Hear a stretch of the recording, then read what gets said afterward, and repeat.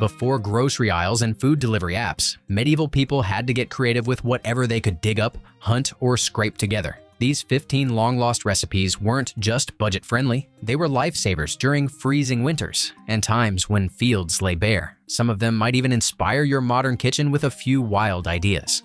Take pottage, for example. This was medieval meal prep before the concept even existed. A thick, hearty stew simmering over the hearth in nearly every peasant home. The magic of pottage? You tossed in whatever was lying around: barley, oats, peas, beans, turnips, leeks, and if luck was on your side, a tiny bit of meat or animal fat. Nothing fancy, just edible survival. The longer it cooked, the better it got. Some families kept it going for days or even weeks, replenishing ingredients as they ran low. It was the original never-ending soup until someone dropped a shoe in it. This wasn't just convenience food, it was strategic nourishment. Slow cooking softened tough grains and vegetables, making them easier to digest and more nutritious. In medieval England, over 70% of peasant meals included some form of pottage. It wasn't just food, it was a way of life. While nobles dined on lavish spreads, peasants stuck with their pottage, and honestly, they might have been better off. The dish developed a deep, rich flavor from its ongoing simmer, and its thick, rib-sticking texture made it ideal for laborers. At times, it got so dense you could stand a spoon straight up in it. One might even joke that medieval builders got their inspiration for cement from day-old pottage. Interestingly, modern nutritionists say this simple peasant staple was actually more nutritious than the indulgent fare served in noble halls. Speaking of survival foods, pickled herring was another lifesaver when winter hit and refrigeration didn't exist. These little silver fish were caught in bulk, then layered in barrels with salt and vinegar. The result was a preserved protein source that could last for months or even years without spoiling. By the 1300s, the Dutch had turned pickled herring into a preservation art form and a booming export. It became so vital that entire wars were fought over fishing rights. Yes, medieval Europe went to war over herring. The flavor? Pungent, salty, and sharply tangy. For most common folks, that was a bonus, not a drawback. It added excitement to bland bread or potatoes. The smell, however, was unforgettable. Strolling through a medieval fish market was like getting slapped in the face by the sea itself. From preserved fish to preserved nuts, medieval people were masters at making food last without the help of refrigeration. Pickled walnuts might seem unusual today, but they were a true preservation triumph of the Middle Ages. Unlike the hard brown nuts we know now, these were harvested young, green and tender, before their shells developed. The walnuts were soaked in brine for several days, then steeped in spiced vinegar with cloves, mace, and pepper. Once preserved, they could last for years, offering a reliable food source in times when scarcity was always a looming threat. The result was dark, tender, and packed with a tangy, slightly bitter flavor that stood out in the medieval pantry. What's fascinating is that these pickled nuts transcended social class. Wealthy landowners enjoyed them as a refined treat, while peasants gathered unclaimed nuts from forests and fields, turning foraged goods into preserved staples. In a time when waste was almost sinful, every edible thing had value. A 15th century English household guide even warned that wasting food was like mocking God's plenty, a medieval version of your grandmother scolding you for not finishing dinner. Not everything on the medieval table was savory. Honey cakes offered a rare touch of sweetness when refined sugar was beyond the reach of most people. Made with just flour, honey, and occasionally spices like cinnamon or nutmeg, they were the closest thing to dessert that common folk could enjoy. Bakers would mix sticky honey with flour, shape it into rounds, and either bake them in communal ovens or steam them over boiling pots. The key ingredient wasn't exotic, it was time. These cakes aged like wine, growing more flavorful over the days following their preparation. Unlike today's airy cakes that go stale quickly, these dense honey cakes remained edible for weeks, making them both practical and pleasing. While often saved for weddings or feast days, honey cakes also served a somber purpose. They were funeral food. Mourners would receive them to soften the sorrow with a bite of sweetness. Records from a 14th century abbey note over 50 pounds of honey used annually, just for baking funeral cakes. For the average medieval family, honey cakes were rare treasures. Small moments of indulgence in a world where most meals were purely practical. Children might be gifted one on their Saint's Day, or after the hard work of harvest was done. The flavor wasn't overly sweet like today's desserts, but carried a subtle complexity from the raw honey, which varied depending on the flowers the bees had visited. Honey cakes were so cherished that some even believed they held magical powers. The only real magic was how fast they vanished when backs were turned. After something sweet, medieval households often focused on not wasting a single crumb. Bread porridge, known as panada, was the ultimate way to revive a stale loaf. This resourceful dish transformed rock-hard bread into a warm, hearty meal. Chunks of old bread were simmered in broth until soft, then stirred into a porridge. Add a few herbs, a splash of fat, or even an egg if you had one, and it became dinner. No frills, just smart cooking. Bread wasn't just food in medieval times. It was sacred. Wasting it wasn't merely frowned upon. In some villages, it was punished. One French town's records show a baker fined and publicly shamed for discarding unsold loaves instead of donating them or making panata. The average peasant ate up to 2 pounds of bread per day, so when it hardened, panada was less of a clever recipe and more of a necessary strategy to avoid wasting a daily staple.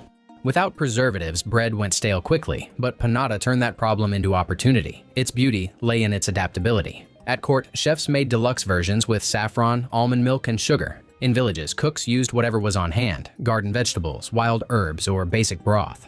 The result was a smooth, comforting texture, not unlike modern risotto, but made entirely from scraps. In a world where food security was uncertain, bread porridge was a quiet triumph of kitchen resourcefulness. Stretching simple ingredients didn't end there. Medieval cooks also mastered the egg and herb tart, a humble pastry packed with flavor. These small pies, an early version of quiche, fed countless families with very little. Just a few eggs, some herbs from the garden, and maybe a bit of cheese if you were fortunate. It was proof that even the simplest ingredients, when treated with care, could become something truly satisfying. Medieval cooks made the most of what they had, starting with a simple dough of flour and water pressed into shallow pans.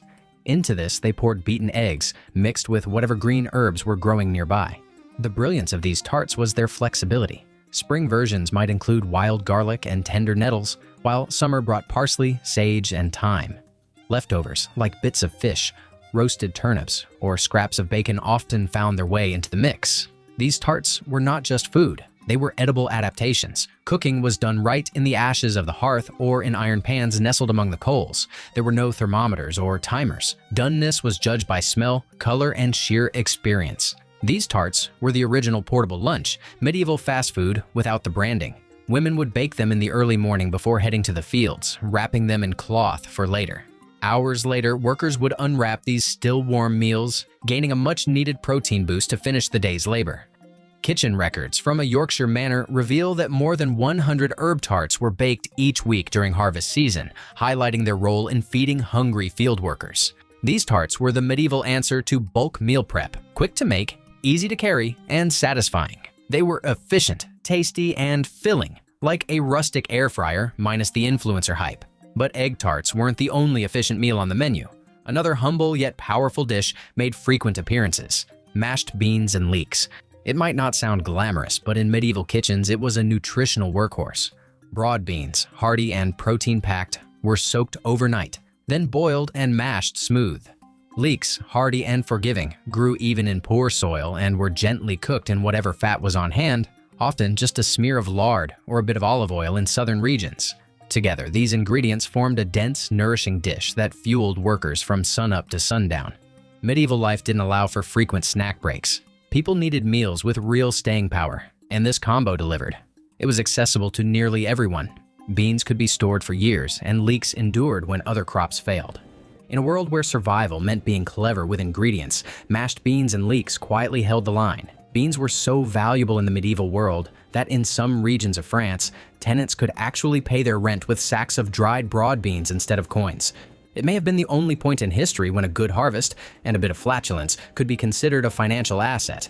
But jokes aside, the nutritional value of beans was no laughing matter. Modern studies show that a single serving delivered nearly half of the daily protein needed for an active adult, along with essential vitamins and minerals often missing from the medieval diet. Their importance went far beyond the dinner table. Many villages maintained communal bean fields where every household had a right to grow. Even during times of famine, these plots were carefully tended and protected, as shown in 14th century English manor records. The dish was so hearty that a medieval saying warned against eating beans before important meetings. No one wanted to clear out a great hall with post-lunch consequences. When the evening called for something a little different, medieval cooks often turned to drinks that straddled the line between dessert and medicine. Enter Posset, a strange but beloved concoction made by warming milk and then adding ale or wine to curdle it. sweetened with honey and flavored with available spices like cinnamon, nutmeg, or ginger. Posset was thick and warm, with soft curds bobbing in a tangy sweet liquid. It was equal parts comfort and curiosity.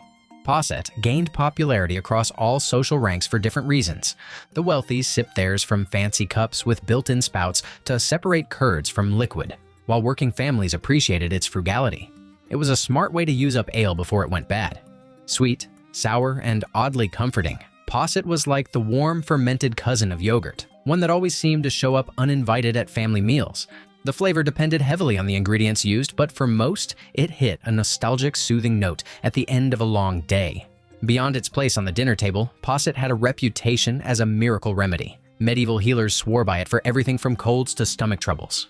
A 15th century medical text recommends Posset made with sage to reduce fevers and with rosemary to clear the mind. Grandmothers treated it like liquid gold. Think of it as the medieval version of Vicks VapoRub, but drinkable. Taverns even served Posset as a nightcap, claiming it helped with sleep and warded off hangovers, though using more alcohol to prevent a hangover feels like classic medieval logic at its finest. The tradition of Posset lasted for centuries and eventually evolved into the syllabubs and custards we enjoy today. In some traditional British households, a version of Posset is still made for special occasions. But when people needed food they could take with them, they turned to something more substantial. Long before Tupperware and Sunday meal prep, meat pasties solved the problem of lunch on the go. These handheld pies were filled with chopped meat, root vegetables, and herbs, all sealed inside a sturdy dough shell. But the dough wasn't just a wrapper. It was a preservation tool, keeping air out and freshness in. Contrary to modern assumptions, pasties weren't reserved for the upper class. Common folk filled theirs with leftover pork, turnips, onions, and dried herbs. The wealthy might toss in venison or exotic spices, but the essence remained the same: portable, preserved nourishment. Workers across medieval Europe relied on these convenient meals. In Cornwall, miners became especially known for them, carrying pasties deep underground. The thick, crimped edge acted as a makeshift handle, easy to grip with dirty hands and safe to discard. It was the medieval equivalent of modern office lunches, except instead of worrying about reheating leftovers, miners were worrying about collapsing tunnels. So vital were these meals that some manor records from the year 1300 show kitchens producing over 200 pasties a week during harvest to keep workers fed. When meat was too costly or unavailable, medieval cooks turned to simpler but no less flavorful options. Onion broth became a staple, cheap, satisfying, and surprisingly tasty. At its simplest, it was just thinly sliced onions simmered in water with a pinch of salt. In richer households, you might find a marrow bone or a few herbs added, but even without extras, this broth provided warmth, comfort, and a reliable way to stretch resources. It wasn't fancy, but it was effective, proof that great flavor doesn't always need a long ingredient list. Onions were among the most reliable vegetables in the medieval world, easy to grow, simple to store, and incredibly long-lasting. They became essential during the bleak winter months when fresh produce was scarce.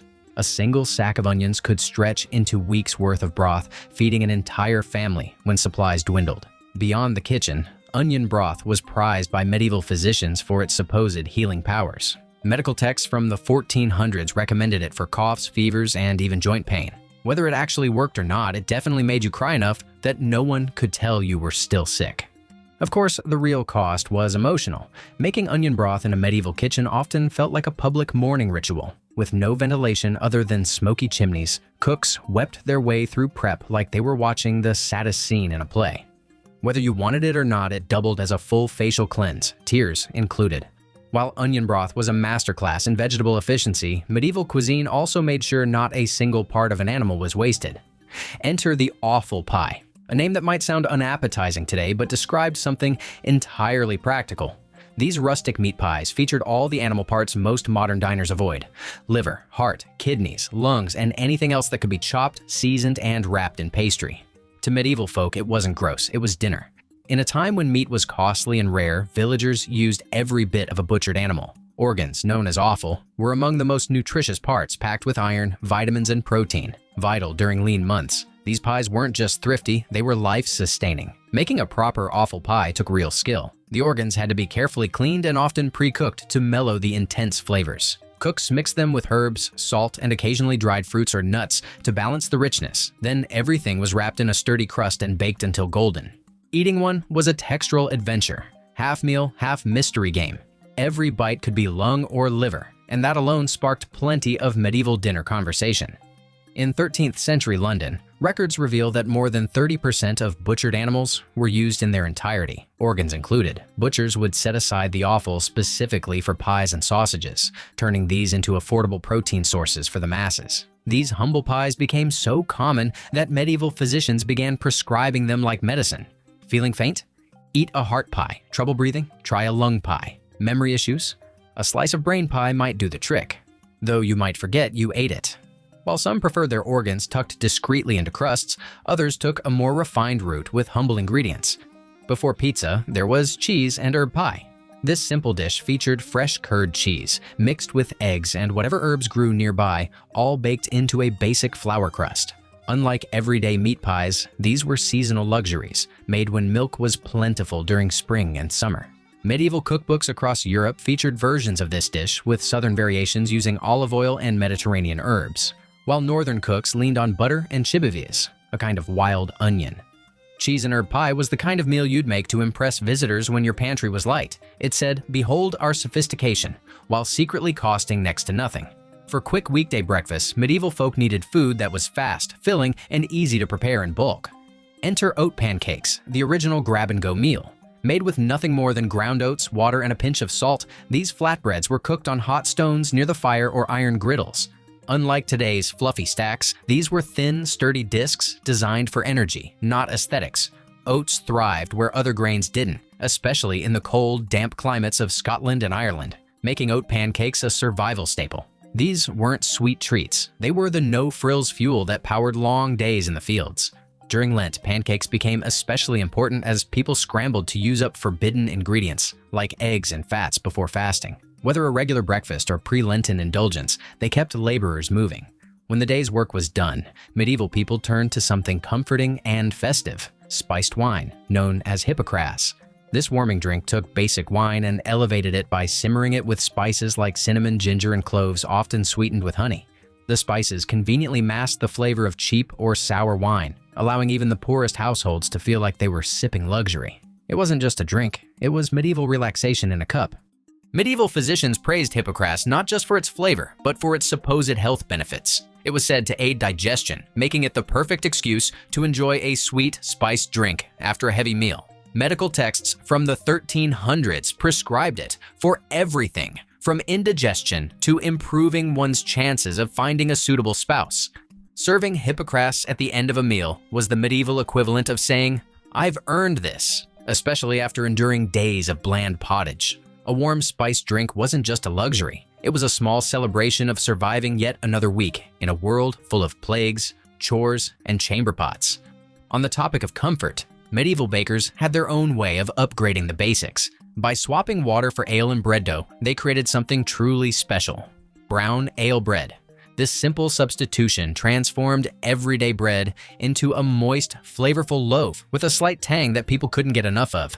It was an easy way to turn necessity into something indulgent. The ale's natural yeasts and sugars helped the dough rise better than plain water ever could, giving the bread a fluffier texture and richer taste. The idea was born from practicality. Ale was often safer to consume than water, especially in crowded towns where water sources were easily contaminated. Since the cooking process killed off harmful bacteria, using ale made both culinary and health sense. Yeast in the medieval world was unreliable at best, captured from the air or repurposed from the last brewing session. In that context, ale bread was a backup plan and a flavor upgrade rolled into one. It stands as one of the cleverest medieval food hacks, a perfect example of how necessity and resourcefulness shaped some of the tastiest traditions of the time.